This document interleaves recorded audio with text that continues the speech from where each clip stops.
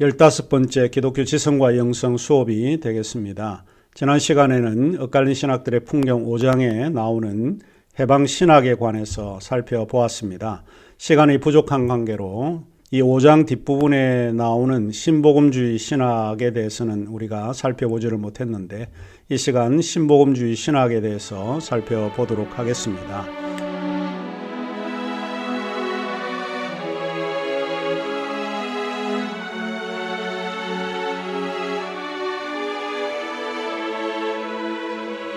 엇갈린 신학들의 풍경 우리 교재 232쪽에서 255쪽을 살펴보겠습니다. 여기에서 신복음주의 신학에 대한 용어, 왜 신복음주의 신학인가 라고 하는 그런 개념, 왜 제가 이 신복음주의라고 이야기를 했는지에 대한 설명을 좀 해드리고, 그리고 신학자인 스탠리 그랜처가 누구인지를 살펴보도록 하겠습니다.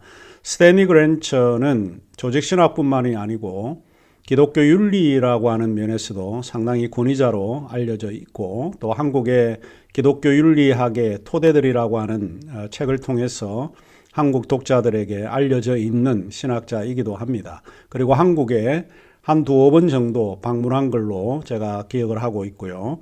그리고 이제 마지막으로 우리가 그가 강조하고 있는 신복음주의 신학이 무엇인지 살펴보도록 하겠습니다.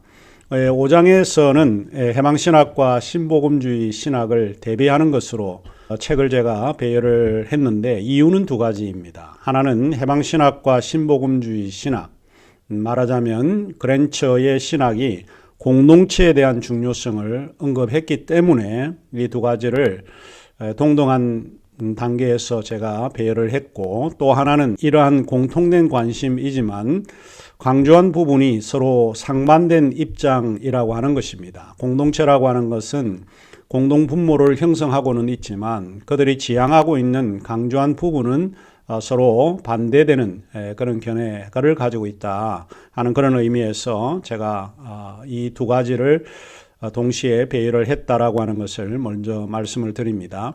해방신학이 개인주의적인 차원의 신학을 극복하고 사회적이고 정치적인 공동체 신학을 지향하고 있는 반면에 신복음주의 신학이라고 하는 것은 교회라고 하는 그런 교회도 일종의 공동체인데 그 교회의 중요성을 강조하고 있기 때문에 해방신학과 신복음주의 신학은 두 가지 의미에서 상반된 입장을 가지고 있다, 이렇게 보겠습니다. 232쪽을 열어주시기를 바랍니다. 밑에서 6번째 줄에 비록 해방신학이 소외되고 가난한 밑바닥 공동체를 위한 신학의 모티브에 강조를 두고 있는 반면에 복음주의 신학은 일반 성도들의 공동체를 지향하는 신학을 위한 모티브에 강조를 두고 있다라고 하는 이야기를 제가 했습니다. 자, 하나는 실제로 소외되고 억압된 그런 사회에 대한 관심이 있었던 반면에 신복음주의 신학은 일반 성도들이 다니고 있는 교회, 매주일 예배에 참석을 하고 그룹을 형성을 해서 함께 기도하고 이런 공동체를 지향하라고 있는데 이것의 중요성을 제가 언급을 했습니다. 자, 그러면 일단 우리가 한 세 가지 정도를 말씀을 좀 드리고자 하는데, 용어 문제라고 이야기를 했습니다. 왜 신복음주의냐? 복음주의라고 하는 것은 굉장히 다양합니다. 어떤 강조를 두고 있는가에 따라서 복음주의가 다른데, 제가 여기 신이라고 붙는 것은 학문적인 의미에서 신인복음이라고 하는 말을 사용한 것은 아니고, 복음주의에서 오늘 조금 강조하는 그런 측면을 그랜처가 이야기를 하고 있기 때문에 그냥 단순하게 상식적인 의미에서 새롭다라고 하는, 복음주의보다 좀 새로운 의미를 이야기를 하고 있다라고 하는 의미에서 신복음주의 신학이라고 이야기를 했으니까 오해가 없었으면 하겠습니다. 자, 그러면 일단 233쪽에 스탠리 그랜처는 누구인가 하는 것입니다. 스탠리 그랜처를 제가 생각할 때는 신앙의 삶을 실천하는 그런 신학자입니다. 대부분의 신학자들은 두 부류가 있는데, 하나는 학문적인 측면에서만 강조하는 그런 신학자가 있는 반면에 한 분은 신학을 교회와 연계해서 이야기를 하는 그런 류의 사람들도 있습니다.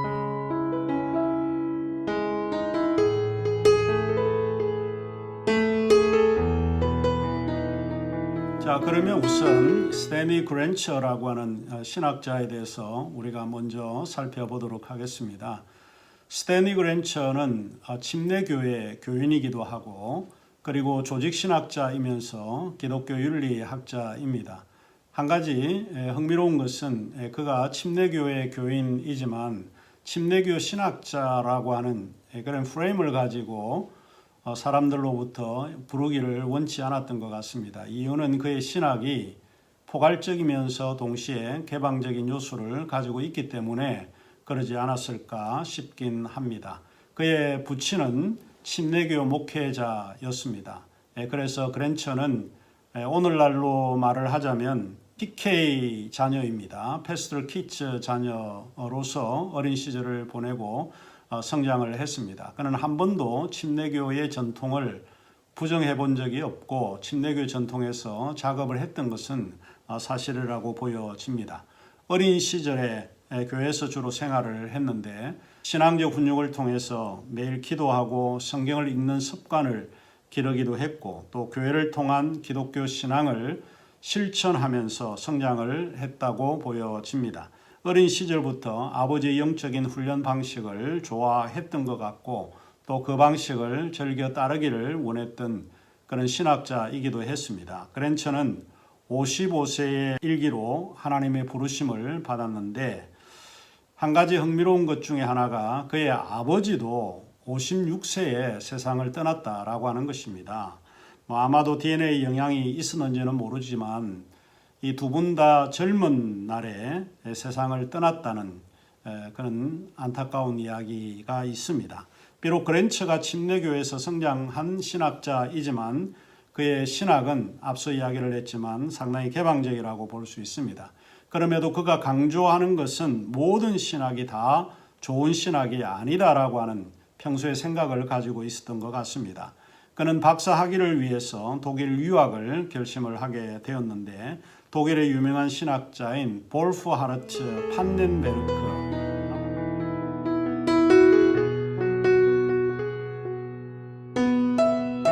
아무튼 판넨베르크의 지도하에 박사 과정을 공부하고 그래서 미국으로 이제 돌아오게 됩니다. 침례교회에서 목사 안수를 받고 독일로 유학을 가려고 할 때에 어느 한 성도가 그에게 매우 진지하게 조언을 했다고 합니다. 그것은 신학 교수가 당신의 신앙을 파괴하지 못하게 해라. 이렇게 참 진지하게 조언을 했다고 하는데 아마 이 말은 당시 침례교 문화를 엿보는 대목이 아니었을까 싶습니다. 침례교인들은 신학을 공부하게 되면 기독교 신앙과 구원에 대한 확신이 손상을 입고 주님에 대한 열정이 없어지는 것이라고 보았던 것 같습니다. 그는 실제로 침례교회에서 안수를 받고 난 후에 약 3년간이라고 하는 목회 경험도 가지고 있었습니다. 그래서인지는 모르지만 그는 교회라고 하는 공동체를 상당히 중요한 것으로 생각을 하고 또 그의 글 속에는 이런 공동체적인 교회라고 하는 공동체적인 요소를 많이 강조하고 있습니다. 박사 학위를 받고 미국으로 돌아와서 복음주의 진영의 신학자가 되면서 여러 신학교에서 가르치게 됩니다. 그는 평소에 가지고 있는 생각이 앞서 이야기를 했지만 모든 신학이 다 좋은 신학이 아니다라고 하는 것을 강조를 했는데요. 그는 좋은 신학자가 되기를 꿈꾸고 희망을 했다고 합니다. 그러면 우리가 이제 여기서 그가 생각을 했던 좋은 신학은 무엇이고 좋은 신학자는 무엇냐 이렇게 반문해 볼 수 있는데 사람에 따라 좋다라고 하는 이 형용어에 대한 이해는 다양하게 차이가 있을 것 같다라고 하는 생각이 듭니다. 제가 생각할 때는 그가 염두에 둔 것은 아마도 영성과 지성을 겸비한 그런 조화를 이룬 그것이 좋은 신학, 좋은 신학자가 아니었을까 생각을 해보게 됩니다. 가끔은 신학이 사람들의 신앙을 훼손하는 작업을 하기도 하고 있기 때문에 그런 좋은 신학을 생각한 것이 아닐까 생각을 해보게 됩니다. 자, 그러면 이제 스탠리 그랜처가 강조하고 있는 신학이 무엇인지 우리가 교재를 통해서 살펴보도록 하겠습니다. 첫 번째로 스탠리 그랜처가 강조하고 있는 것은 신학입니다. 그가 정의하고 있는 신학은 이해를 추구하는 신앙이다 이렇게 이야기를 했습니다. 자, 여기에서 우리가 두 가지 혼돈해서는 안 되는데 하나는 신학의 문제가 있고 또 하나는 신앙의 문제가 있다라고 주장을 합니다. 신학이라고 하는 것은 이해를 추구하는 신앙이어야 한다라고 하는 것이 그가 생각하고 있습니다. 그래서 그는 우리 교재에서 이렇게 이야기를 하고 있는데 신학은 신앙에 대한 성찰이고 신앙에 대한 질서정연한 진술이다. 간단하게 제가 이 말의 의미를 이야기를 하자면 우리가 믿고 있는 신앙은 합리적이어야 한다라고 주장을 합니다. 우리가 믿고 있는 합리적인 내용이 신학으로 만들어지고 형성되어져야 한다. 이것이 이제 그랜처가 생각을 하고 있는 것 같습니다. 왜냐하면 그가 이렇게 표현을 하고 있기 때문에 그렇습니다. 신학적 담론은 신앙에 대한 반응에서 발전되고 신앙에 대한 반성적 맥락에서 발생하고 있으며 따라서 그것의 내용을 명료하게 하는 시도이다. 이렇게 그가 적고 있기 때문에 그런 의미로 받아들일 수 있지 않을까 싶긴 합니다. 또한 그가 염두에 두고 있는 것이 신앙인데 이 신앙은 그 근거에 뭐가 있어야 되는가 하면 공동체입니다. 그가 말하고 있는 공동체는 다름이 아니라 교회입니다. 우리 기독교인은 교회라고 하는 신앙생활을 통해서 우리가 성장하고 믿음의 발전을 하고 있기 때문에 그렇습니다. 그는 이렇게 표현을 하고 있습니다. 신학은 기독교 공동체의 신앙, 생활 그리고 실천에 대한 비판적이고도 구성적인 반성을 포함하고 있다. 이제 이런 점에서 그랜처는 포스트 모던 신학의 중앙에서 신학이 가야 될 그러한 방향을 지적하고 있는 것 같습니다. 이제 그에 의하면 신학은 정초주의를 넘어서야 한다 이렇게 보았던 것 같습니다. 신학이 판단의 결정권을 가지고 있지 않고 오히려 결정의 주체는 신앙 공동체에 있다라고 그가 주장을 합니다. 신앙 공동체가 진리의 성격을 결정하는 주체입니다. 결국 교회라고 하는 것이 제일 중요한 요소가 될 수 있다라고 합니다. 교회가 없이는 신학도 존재하지 않는다라고 하는 것이 그랜처가 염두에 두고 있는 것이라고 볼 수 있습니다. 신학은 믿는다는 것의 본질에 관한 성찰, 신앙적 헌신과 개인 및 공동체적 삶의 통합에 관한 진술을 포함하고 있는 것입니다. 성찰하는 그리스도인을 염두에 두고 있는 것이 그랜처가 생각하고 있는 신학입니다. 일반 성도들이라고 할지라도 합리적인 그런 신앙, 성찰하는 그런 신앙이 좀 필요하다. 우리가 맹목적이고 맹신적인 신앙을 대부분의 교인들이 가지고 있는데 그것은 굉장히 위험할 수 있다. 그래서 우리가 믿고 있는 그 신앙에 대한 성찰이 필수적이다라고 주장을 하고 있습니다.